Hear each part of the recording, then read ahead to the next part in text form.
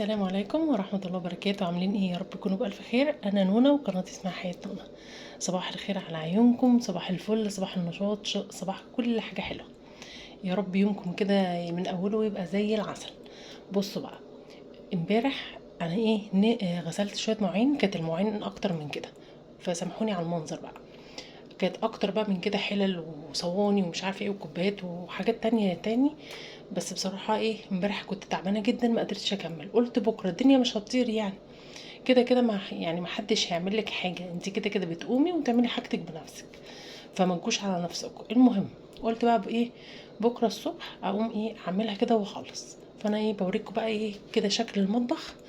اول ما صحيت كده اهو، المواعين دي والحله ما تتخضوش شويه شويه بس. مش عايزه اخضكم. ودي برضو عايزه افضي الميه اللي فيها واغسل الطبق اللي بيبقى تحتيها تحت المصفى. وهنا برضو بص، البوتاجاز مش نضيف خالص خالص، كله زيت اهو. يعني وعايز يتعمل كده من فوق الوش وكده. تمام. وادي كده برضو صينيه دلوقتي، بعد ما اخلص معاكم هنقعها، عشان لازم تتنقع في الحوض وتحط فيها ميه. وبصوا بقى، دي برضو اللبانه عايزه تتغسل، وازازه عايزه تتغسل، والفول ده برضو هندمسه مع بعض. يعني شوية حاجات كده. واللي كان بياكل بسكوت بياكل ويرمي، فان شاء الله خير كده. آه بس اهم حاجة هعملها معاكم. اهم حاجة قبل ما تبدأي يومك بقى ودي اهم حاجة قبل ما تبدأي يومك في الروتين ومش عارفة وتخش على المطبخ والدنيا. بصوا، اهم حاجه ما تنسيش نفسك. افطري كده باي، ان شاء الله بكوبايه شاي بلبن، كوبايه لبن، اي حاجه تسندك كده، وجنبها اي حاجه خفيفه، سندوتش جبنه، اعملي سندوتش بيض مسلوق، اي حاجه. ما تنسيش نفسك عشان ما يحصلكيش هبوط وكده. فانا المج ده المج ده بتاعي. تمام. فانا هغسله عشان هعمل كوبايه شاي كده بلبن، واكل جنبها اي حاجه. خلاص، تابعوا بقى معايا الفيديو. ومتنسوش بقى لو وصلت لحد هنا حط لايك. ولو انت لسه اول مره تشوفيني اشتركي في القناه فضلا وليس امرا. هعمل الشاي وارجع لكم تاني. بصوا بقى، انتوا هتقولوا لي طب يعني حبكه المج ده ما تجيبي اي مج تاني. لا، المج ده بصوا، ما بصحى من النوم ببقى عايزه مج كده كبير، يعني يظبط الدنيا. بس فبعمل بقى الشاي اهو، واوريه لكم بعد ما تعمل. بصوا بقى كده، وانا عملت الشاي اهو بلبن. ايوه، مج كده يظبط الدماغ، انت اوعي تنسي نفسك. وبرده بصوا، جبت بقى اي حاجه كده كلها معايا. يلا، يلا بقى بينا نبدا كده الفيديو. بسم الله الرحمن الرحيم، وصلى الله على النبي. اللهم صل وسلم وبارك على سيدنا محمد وعلى اله واصحابه اجمعين. اول حاجه كده بقى، جبت الطبق اللي بيبقى تحت الصفايه، عشان كل يوم لازم او كل غسله لازم تصفى بعد كده الميه، عشان بتبقى مزلقه كده بعد شويه ما بتقعد شويه. فلازم يعني تدلقيها، وتاني يوم تغسلي على طول البتاع، عشان ما تبقاش مزلقه مزحلقه كده، هتلاقيها مزحلقه يعني. بس فقلت اغسلها بقى كده عشان احط المواعين تتصفى على نظافه. اوعي تنسي الحكايه دي عشان ما تعملش ميكروبات معاكي، وبدل ما تبقي غاسله المواعين تبقى حطاها على حاجه مش نظيفه، او زي ما انتوا شايفين كده.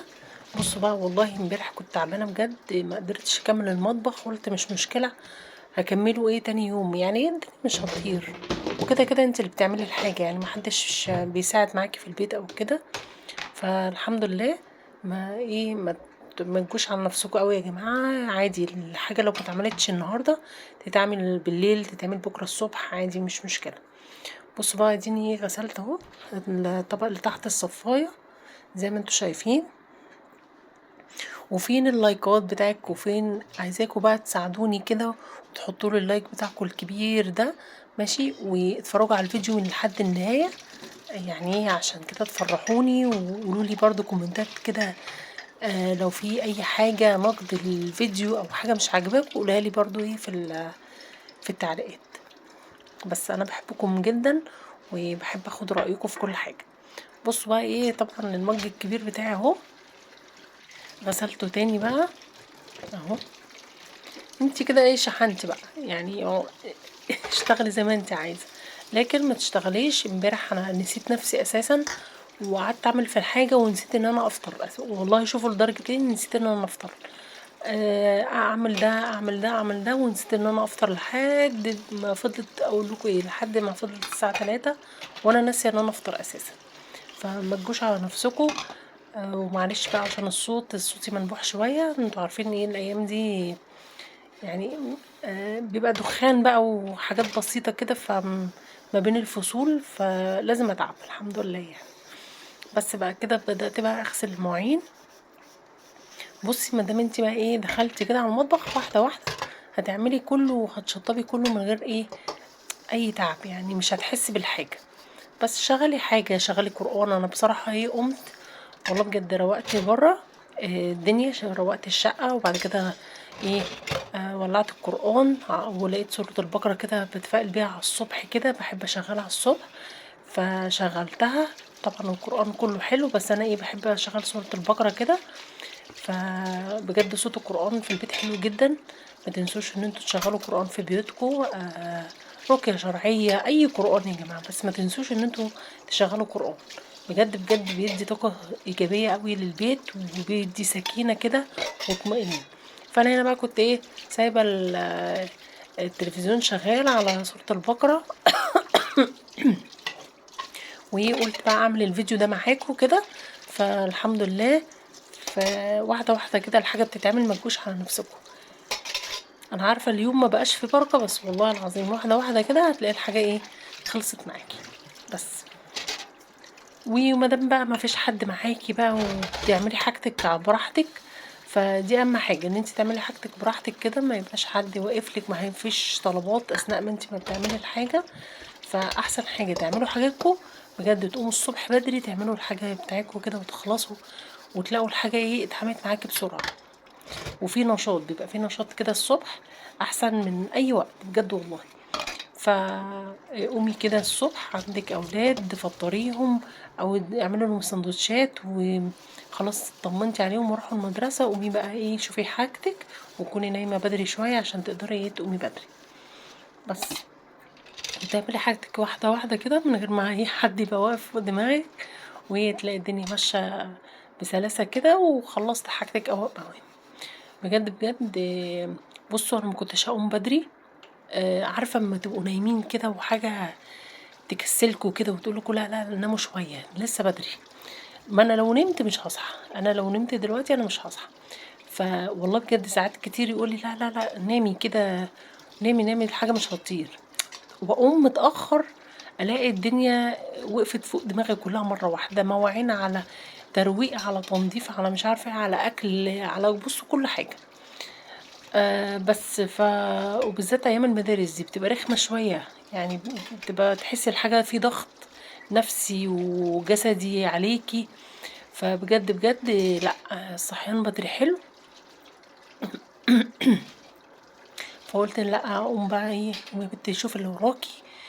خلصي حاجتك أوام أوام، على الأقل ايه يبقى وراكي حاجات بسيطة كده وخلاص. بس اوعى بقى ايه حد يضحك عليكوا ولا الشيطان يلعب في دماغكوا ويقولكوا ناموا، لأ قومي وشوفي حاجتك، استعيذي كده من الشيطان الرجيم بجد، وشغلي كده سورة البقرة.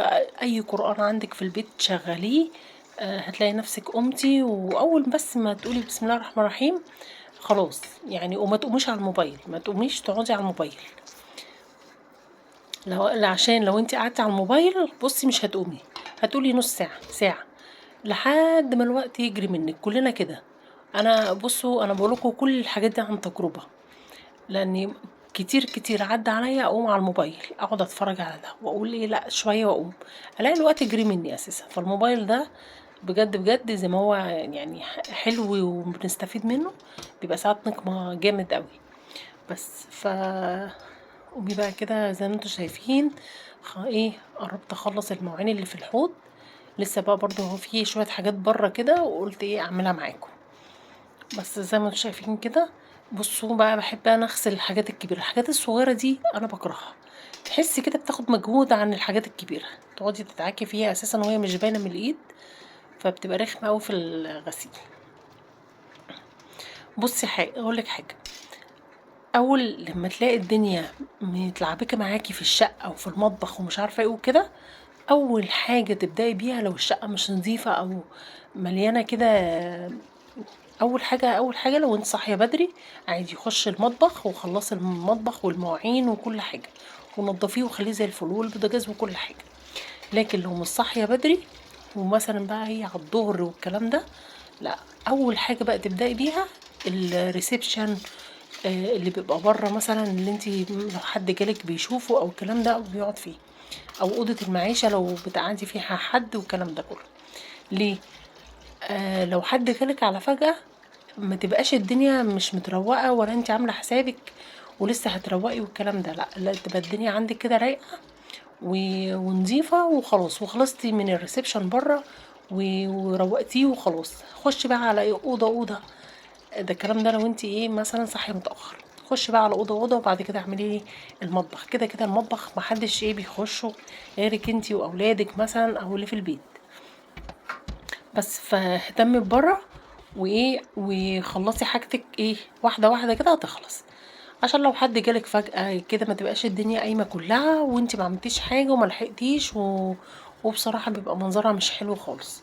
لازم كده تقوم تشغلوا قرآن، تفتحوا الشبابيك تتهوى الدنيا، ما تقوليش لا مش هفتح، لا لا، التهوية حلوة جدا تخرجي الطاقة السلبية، يبقى عندك طاقة إيجابية إن شاء الله، وتشمي شوية هوا نظيف كده، تقعدي مع نفسك تفطري تشربي كوباية الشاي بتاعتك بتاعت الصبح أو أي مشروب اللي انت بتحبيه. بس كده تخش بقى ايه على المطبخ بتاعك لو الدنيا ايه لسه بدري، خلصي ومواعينك وبوتاجازك وكل حاجة وخلصتي خلاص محدش شايف حاجة بس.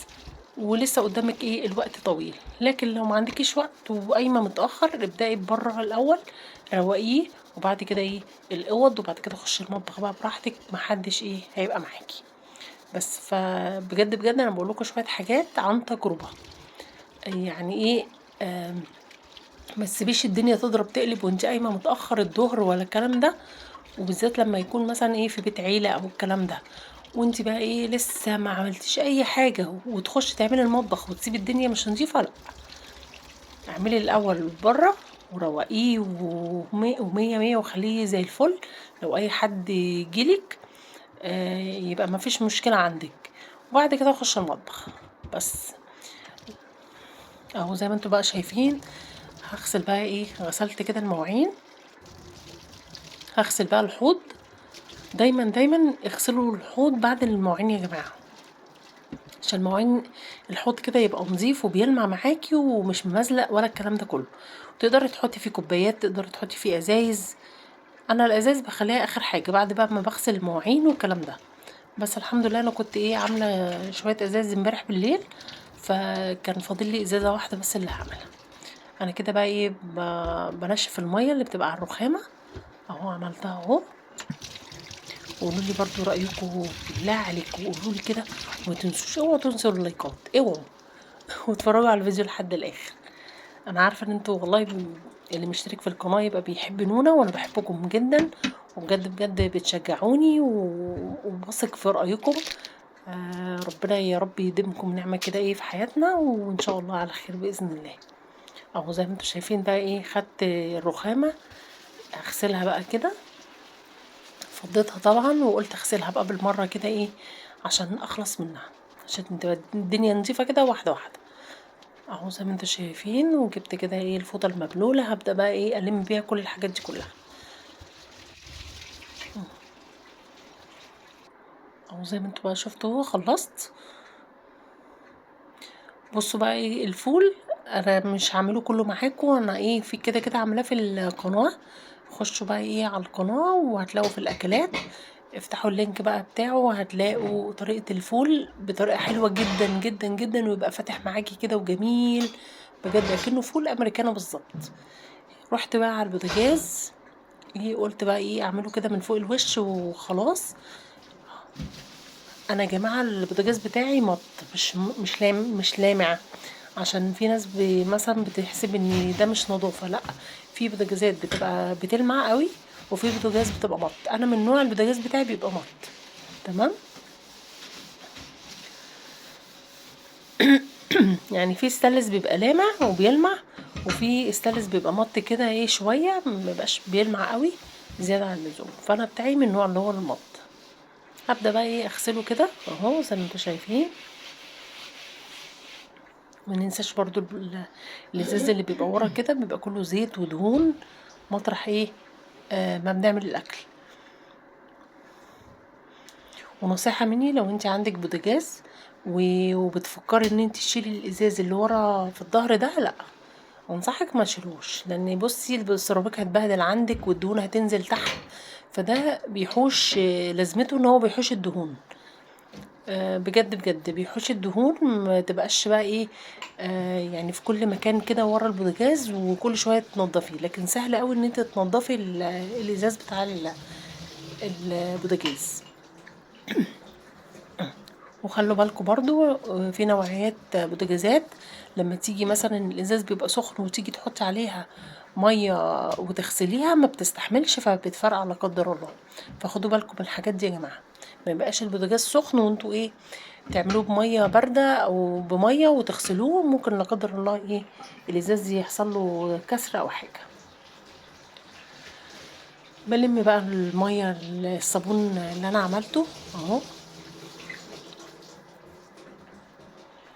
بصي طول ما انتي ايديكي في الحاجه اوام اوام هتبقى نظيفه بجد والله. انا عارفه ساعات كتير بيجي علينا ان احنا بنبقى تعبانين، وانا بيجي عليا كتير اوقات ببقى تعبانه ومش قادره، وساعات اسيب الدنيا كده واقول خلاص بقى بكره الصبح اعمل حاجتي على روقان ومش عارفه ايه وكده.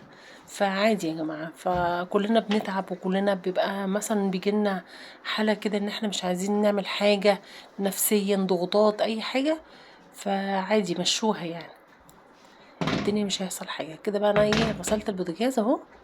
انا عارفه ان العيون عايزه تتغسل بس مش وقته بصراحه، قلت بقى ايه مره تانية كده اعمل البوتاجاز كده تنظيفه حلوه، وهشارككم برضو ايه ان انا هشارككم معايا انضفه ازاي. اهو كده بقى انا عملته ونضفته والحمد لله. حط لنا بقى لايك لو انت لسه جديده في القناه واول مره تشوفيني، اشتركي في القناه فضلا وليس امرا، وفعلي الجرس بقى ايه على كلمه الكل عشان يوصلك كل جديد. في ناس بتسأل ليه اعمله على الكل، عشان يوصلك اي منشور في المنتدى انا بنزله، او اي شورتس او اي فيديو او اي بث مباشر، يعني كل حاجة توصلك الاشعار بيها. اهو بصوا بقى ايه انا بحب ايه كده اغسل الازازة، لو لقيتها مش نظيفة ولا حاجة اغسلها، بس لازم ايه تشطفوها كويس جدا من الصابون عشان ايه الصابون ايه ما يبقاش فيها. كده كده انا حاطه شويه خل في الصابون السائل بتاع المواعين عشان ايه يلمع كده الحاجه وينضفها ويعقمها، وفي نفس الوقت ما يبقاش الصابون لازق يعني في الحاجه. الخل بيساعد ان الصابون ما يبقاش لازق في المواعين بتاعتك بعد ما بتشطفيها. بس ادعوا لي كده يا بنات، ادعوا لي زوري وجعني شويه، فوالله كل شويه افصل اكح وارجع ايه اكمل لكم الفيديو تاني. فادعوا لي كده عشان اوقات التبديل بقى من الصيف للشتاء ده بيبقى ايه مش حلو خالص، بتعب فيه بصراحه، فربنا كده ايه يشفينا ويشفي كل مريض يا رب. اهو زي ما انتوا شايفين بقى كده هبدا ايه املى الازازه بعد ما خلصتها، وشكرا على كده. يا ازازتي اهو بصوا واحده واحده كده الحاجه والله بتتعمل، بس ايه نظموا حاجتكم، ما يبقاش تكربسي الدنيا كلها مره واحده. كده بقى ايه اغسل الفول، انا كده كده شطفاه قبل كده من كام مره، بس ايه برضو ايه قلت اشطفه تاني عشان ينزل كل الميه اللي هي بتبقى بني دي، يبقى نضيف كده وينزل اي غازات او اي حاجه. الناس اللي ما تعرفش يا جماعه احنا ليه بننقع البقوليات بالذات، الفول العدس الحمص الحاجات دي كلها، الترمس الكلام ده كله، عشان بينزل غازات مضرة للجهاز الهضمي، او كمان اللي بيعانوا من القولون، فاهمين؟ فعشان كده احنا بننقعه، ينزل بقى كل الغازات اللي مش حلوة، اللي ممكن ايه توجعلك بطنك، تنفخ القولون، تعمل مشاكل كده. اهو زي ما انتوا شايفين بقى انا هدمسه في حلة عشان بعمل كمية بصراحة، فبيبقى عندي مثلا يوم مفيش اكل، يوم مش قادرة اعمل اكل بصراحة، يوم عايزين ناكل اكل شعبي، فبينفع قوي بصراحة. ممكن تعمليه تدمسيه وبعد ما يبرد تحطيه في اكياس كده في التلاجة في الفريزر وتسحبي منه كيس كيس اهو زي ما انتوا شايفين كده اهو. هبدا بقى حطيته خلاص على النار. انا كده كده عامله الطريقه في القناه، خشوا شوفوها وان شاء الله تعجبكم جدا جدا جدا. اهو هنا بقى بوريكم الرخامه. وهنا نقعت الصينيه اللي انا كنت قايله لكم عليها دي بقى هسيبها شويه. وكده خلصت الفيديو. رب الفيديو يكون عجبكم واستفدتوا منه. والسلام عليكم ورحمه الله وبركاته. بحبكم في الله وفي رعايه الله.